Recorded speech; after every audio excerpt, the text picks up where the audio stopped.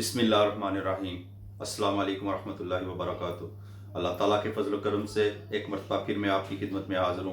उम्मीद करता हूँ कि अल्लाह के फजल करम से आप सब लोग खैरियत के साथ होंगे और अल्लाह आप सबको अपने हिफ्ज़ व अमान में रखे। तो आप लोगों का बहुत बहुत शुक्रिया, आपने मेरी वीडियोस को बहुत सराहा है, आपने बहुत सी फरमाइशें भी की हैं। इसका मतलब है कि आप मेरी इस वीडियोस को देखते हैं, तो आपका बहुत बहुत शुक्रिया।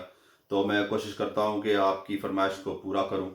तो आज भी मैं एक फरमाइश बहुत लोगों की फरमाइश थी कि ये आप बना के दिखाएं, तो मैं कोशिश करूँगा आपको वो भी बनाना सिखाऊं। तो वीडियो शुरू करने से पहले प्लीज़ मेरी इस वीडियो को, मेरे इस चैनल को ज़्यादा से ज़्यादा अपने दोस्तों फैमिली के साथ शेयर करें, मेरे इस चैनल को सब्सक्राइब करें और बेल आइकन का बटन ज़रूर प्रेस करें ताकि नई आने वाली वीडियो आपको आसानी के साथ और टाइम पे मिल सके। तो आज जो रेसिपी मैं लेके आपके लिए आया हूँ, वो आज मैं आपको बनाना सिखाऊंगा सरसों का लस्सी वाला साग। तो इसको हम अपनी ज़बान में लस्सी वाला साग भी कहते हैं। तो मैं ये सरसों का साग लस्सी वाला मैं आज बनाऊंगा। ये आप पालक भी यूज़ कर सकते हैं, लेकिन मैं जो यहाँ पे आज जो ना वो सरसों का साग इसमें शामिल करूँगा। तो इसके लिए जो मैंने चीज़ें ली हैं, लेकिन आपको ये स्टेप बाय स्टेप फॉलो करने होंगे, तब जाके आप बहुत ही ज़बरदस्त लस्सी वाला साग बना सकेंगे। तो अगर आप मेरी इस रेसिपी को फॉलो करेंगे तो आप इंशाल्लाह इसको बहुत ज़्यादा पसंद करेंगे। आप बना के देख लें, आप अपनी उंगलियां चाटेंगे इंशाल्लाह। तो शुरू करते हैं आज की रेसिपी, सरसों का लस्सी वाला साग। तो इसके लिए मैंने ये सरसों का साग लिया है। ये मैंने तीन जो जिसको आप गुंजियाँ कहते हैं वो लिए, छोटी सी होती हैं, तीन मैंने लिए। इनको अच्छी तरह धो के इनको फाइन ये ऐसे आपने काट लेना है। तो ये कट हो गया, तो मैं अब जो जो लस्सी मैं आपको बनाना सिखाऊंगा। तो लस्सी के लिए मैंने 2 किलो दही लिया है। ये एक डब्बे में 400 ग्राम है, तो मैं ये 5 लूँगा। आपने 400 ग्राम के 5 डब्बे जो है ना वो यूज़ करने हैं। ये मैंने 5 डब्बे दही के 2 किलो दही शामिल किया। अब मैं इसमें यही जो डब्बा है, ठीक है, ये तकरीबन मैं 5 पानी के शामिल करूँगा, ठंडे पानी के 5 डब्बे मैं इसमें शामिल करूँगा। मैंने इसमें 5 डब्बे दही के डाले। फिर उसके बाद यही डब्बा, यानी कि मैंने आप 10 डब्बे इसमें पानी के शामिल किए। पहले मैंने आपको 5 बताया, लेकिन मैंने 10 डब्बे पानी के इसमें शामिल किए। अंदाज़न आप कर लें कि 4 किलो पानी मैंने शामिल किया। 2 किलो दही और 4 किलो पानी मैंने शामिल किया। और एक डब्बा में ये दूध का शामिल कर रहा हूँ। इसमें एक डब्बा में दूध का शामिल कर रहा हूँ, आधा किलो दूध मैं इसमें शामिल करूँगा। अब मैं इस तीनों चीज़ों को अच्छी तरह इस मिक्सचर के साथ मिक्स करूँगा ताकि ये तीनों चीज़ें अच्छी तरह मिक्स हो जाएं। तो हमारी जितनी अच्छी लस्सी बनेगी उतना ही अच्छा हमारा साग बनेगा। तो मैं अब अच्छी तरह इसको मिक्स कर लूँगा।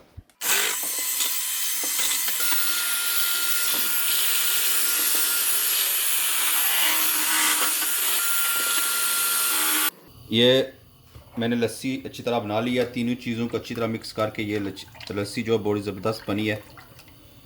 अब मैं इसको चूल्हे पे चढ़ाऊँगा और साथ ही मैं इसमें नमक और जो क्रश चिली है वो शामिल करूँगा। आप नमक इसमें अपनी टेस्ट के मुताबिक शामिल कर सकते हैं। मैं इसमें 1 टेबल स्पून शामिल करूँगा, आप अपनी टेस्ट के मुताबिक इसमें शामिल करें। क्रश चिली भी मैं इसमें तकरीबन 1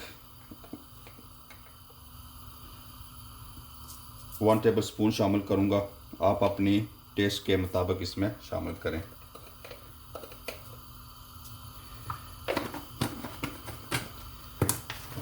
और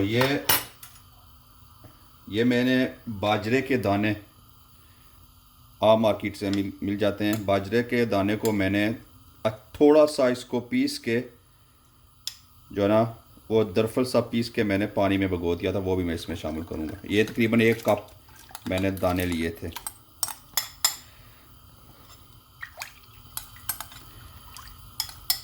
अब हमने इस लस्सी को जब और जो चीज़ें मैंने इसमें डाली हैं इनको चमचा उस वक्त तक हिलाने रहना है जब तक इसमें अच्छी तरह बॉयल ना आ जाए। फिर हम इसमें जो है ना वो साग को शामिल करेंगे।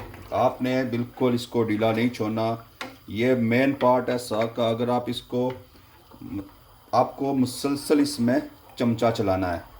अगर आप चमचा नहीं चलाएंगे तो ये जो लस्सी है वो ये दाने दाने बन जाएगी, फिर जाएगी, तो वो टेस्ट ख़राब हो जाएगी साग की। तो आप ये चमचा मुसलसल चलाना है जब तक इसमें अच्छी तरह बॉयल ना आ जाए। ये मैंने लस्सी को चढ़ाए हुए तकरीबन 10 मिनट हो चुके हैं, तकरीबन 10 मिनट। तो मुसलसल मैं इसमें चमचा चला रहा हूँ, अभी तक इसमें बॉयल नहीं आया। आपने भी इसको मुसलसल चमचा चलाना है ताकि जो है ना ये लस्सी ख़राब ना हो जाए। ये इस मौका पे जो है ना वो अमूमन आम तौर पर जो है वो लस्सी ख़राब हो जाती है। तो आप इसको मुसलसल चलाते जाएं, इसको ढीला बिल्कुल नहीं छोड़ना, क्योंकि यहाँ पे लस्सी जो बनाई जाती है वो दही के साथ और जो दूध के साथ और पानी के साथ बनाई जाती है। अगर आप पाकिस्तान में वहाँ पे तो आपको लस्सी मिल जाती है बनी बनाई, तो वो तो इतना प्रॉब्लम नहीं है। लेकिन यहाँ पे आपको लस्सी खुद बनानी पड़ती है। तो आपने कंटिन्यूली इसका जो चमचा है वो चलाना है। अभी इसमें बॉयल नहीं आया।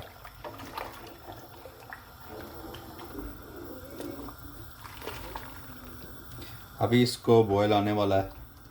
तकरीबन इसको 15 मिनट हो चुके हैं, क्योंकि लस्सी भी ज़्यादा थी तो इसको बॉयल आने में ये मेन चीज़ का बॉयल है। बॉयल आ जाएगा तो फिर हम इसमें जो साग है सरसों का साग वो शामिल करेंगे। अब इसको बॉयल आना शुरू हो चुका है। अब बॉयल आ चुका है तो अब मैं इसमें साग को शामिल करूँगा।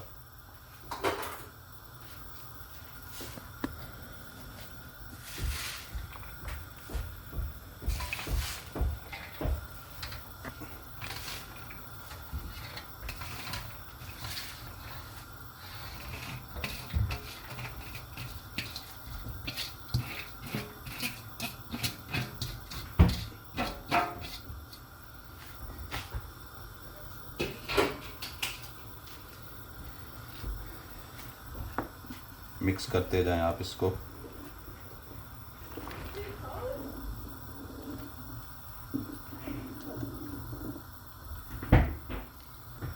मैंने साग को इसमें शामिल किया लस्सी के अंदर।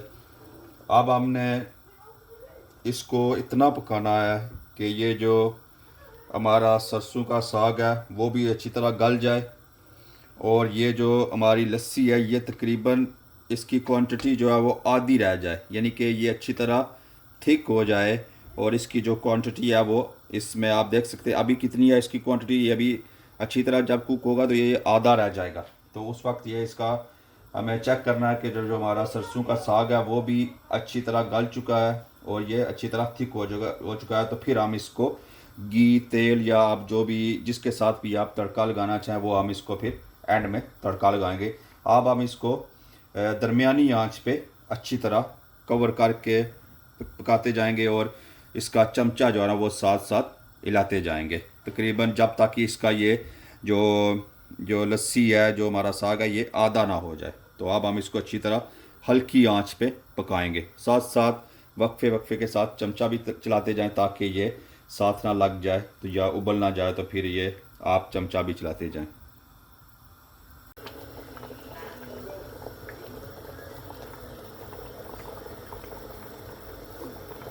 ये तकरीबन इसको पकाते हुए 3 घंटे हो चुके हैं। ये आप देख सकते हैं जब मैंने इसको साग को डाला था तो ये यहाँ तक था, अभी ये आधा हो चुका है, अच्छी तरह पक चुका है। और जो इसके साग के अंदर जो एक क्रीमनेस जो होनी चाहिए वो आ चुकी है। तो अब मैंने जो है ना वो चेक किया, साग भी गल चुका है अच्छी तरह और जो ओबियसली 3 घंटे पकाने के बाद तो साग ऑटोमेटिकली गल जाएगा। तो ये स्लो प्रोसेस में इसको पकाना है, तभी इसका टेस्ट अच्छा आता है। आप इसको, बाज़ लोग इसको जो है ना वो बॉईल करके भी साग को डाल लेते हैं, लेकिन वो इसमें टेस्ट नहीं आती जो इस तरह साग बनाने में टेस्ट आएगी इंशाल्लाह। अब मैंने इसकी जो आंच है वो तेज़ कर लिया है, क्योंकि साग भी गल चुका है और ये आधा हो चुका है। तो फिर मैं इसको जो है ना वो घी के साथ इसका तड़का लगाऊंगा। आप ऑयल के साथ भी लगा सकते हैं, देसी घी के साथ भी लगा सकते हैं, जो आपके पास अवेलेबल है और जो आप इसको पसंद करते हैं। और अगर ये साग है तो अगर आप तेल से लगाएंगे तो फिर इसका कोई इतना मज़ा नहीं है। ये बेहतर ये है कि आप इसको घी के साथ इसका तड़का लगाएं, ताकि ये सोने पे सुहागा हो जाए। तो अभी मैं इसका जो है ना वो थोड़ा सा और इंतज़ार करूँगा, ताकि ये थोड़ा इसमें जो लस्सी जो है वो थोड़ी सी और कम हो, और फिर मैं इसको इसका तड़के का जो चीज़ें मैं इसमें डालूँगा, हरा धनिया, गार्लिक होगा, तो वो मैं इसमें शामिल करके फिर इसको भूनूँगा। चमचा इसका साथ साथ अच्छे तरीके से आपने हिलाना है। यह तकरीबन हमें साग को चूल्हे पे चढ़ाए हुए तकरीबन 4 घंटे हो चुके हैं इसको। कुछ लोग तो साग को जो 1 घंटे में बना लेते हैं, लेकिन वो टेस्ट नहीं आता। लेकिन इंशाल्लाह अगर आप ये ऐसे बनाएंगे, इस रेसिपी को फॉलो करेंगे, तो इंशाल्लाह आपको मज़ा आएगा कि ये साग है लस्सी वाला, जो ट्रेडिशनल साग होता है हमारे कश्मीर में, और जो खित्ता पुठवार के इलाके में जो साग लस्सी वाला साग मिलता है ना, वो इंशाल्लाह आपको यहाँ पे मिलेगा। स्पेशली कश्मीर में तो ये बहुत ज़्यादा खाया जाता है। इंशाल्लाह ये आपको बहुत पसंद आएगा अगर आप इस रेसिपी को फॉलो करेंगे तो अब मैं इंशाल्लाह इसके तड़के का इंतज़ाम करता हूँ, क्योंकि ये अब थिक भी हो चुका है और ये अच्छी तरह अभी गल भी चुका है। तो ये तड़के के लिए एक फ्राई पैन लें, उसमें मैं घी शामिल करूँगा।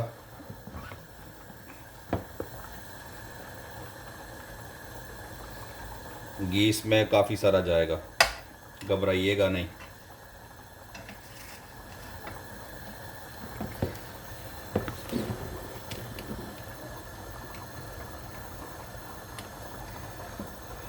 घी शामिल करूँगा।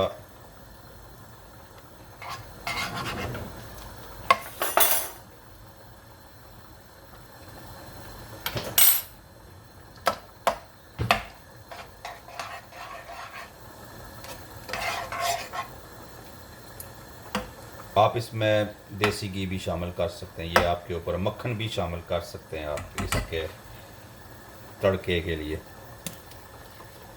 जो आपके पास आप जो पसंद करते हैं।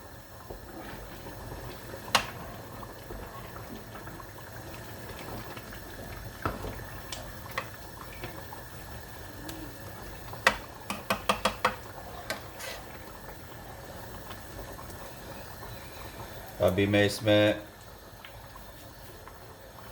गार्लिक शामिल करूँगा।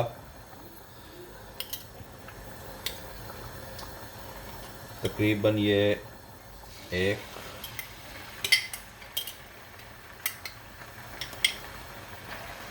2 टेबल स्पून मैं इसमें शामिल करूँगा। 2 टेबल स्पून मैंने इसमें गार्लिक ही शामिल किया। मिक्स करूँगा।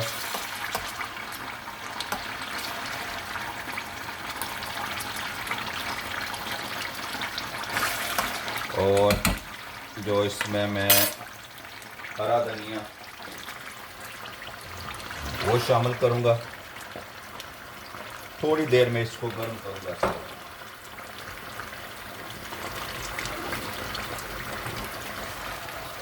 साथ साथ साग को भी मैं हिलाता रहूँगा कि ये नीचे हांडिया के साथ लग ना जाए। तो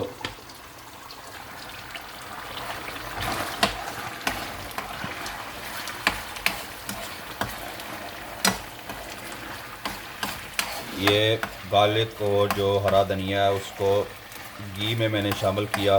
थोड़ी देर इसको मैं गरम करूँगा और गरम करके फिर मैं साग के अंदर शामिल कर दूँगा।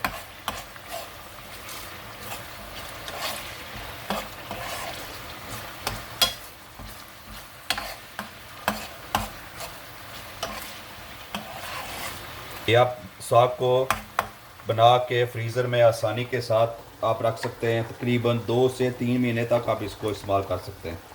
आप तो छोटे छोटे डब्बों में डाल लें तो आप जब चाहें इसको इस्तेमाल करें गर्म करके, तो इंशाल्लाह आपको वैसे ही टेस्ट आएगी जो से फ्रेश साग की होती है।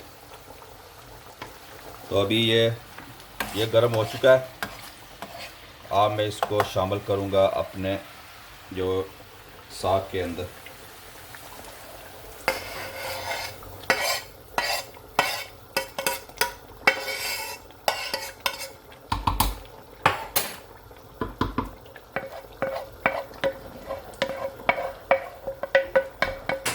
काफ़ी टाइम लगता है इसको बनाने में।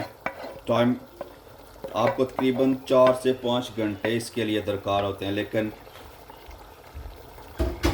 जब ये बन के आपके सामने आएगा ना तो फिर आपकी जो वो सारी टाइमिंग है, जो आपकी जो आपका टाइम वेस्ट है, वो इंशाल्लाह आप कहेंगे कि पैसे पूरे हो गए हैं।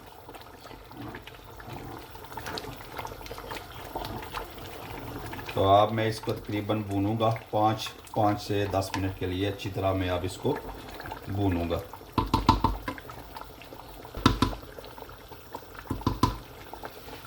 इसको अभी आपने तकरीबन 10 मिनट के लिए पकाना है ताकि ये अच्छी तरह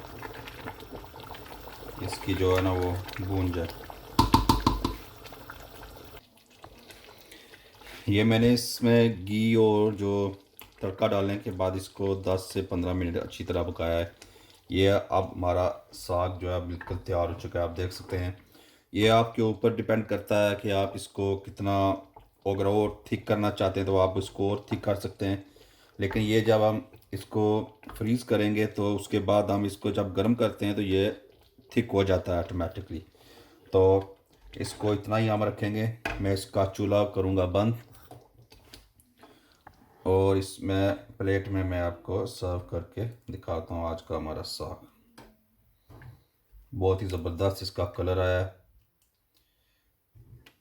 और ये बहुत ही ज़बरदस्त बना है। तो उम्मीद करता हूँ कि आपको ये रेसिपी आज की पसंद आई होगी। प्लीज़ अगर आपको ये रेसिपी पसंद आए तो मेरे इस चैनल को, वीडियो को ज़रूर लाइक शेयर करें, सब्सक्राइब करें और बेल आइकन का बटन ज़रूर प्रेस करें, तो ताकि आइंदा आने वाली वीडियो आप तक आसानी के साथ पहुंच सके। तो मैं आइंदा भी कोशिश करूंगा इंशाल्लाह जो हमारी ये ट्रेडिशनल रेसिपीज़ हैं जो हम भूल चुके हैं या फिर हमें सही तरीके से बनानी नहीं आती, इंशाल्लाह मैं कोशिश करूंगा कि दोबारा उनको आप तक पहुंचाऊं अच्छे तरीके के साथ। तो आप मुझे दुआ में याद रखें, मैं आपको दुआ में याद रखूंगा। इंशाल्लाह मिलेंगे अगली वीडियो तक। अस्सलाम वालेकुम वरहमतुल्लाहि वबरकातुहू।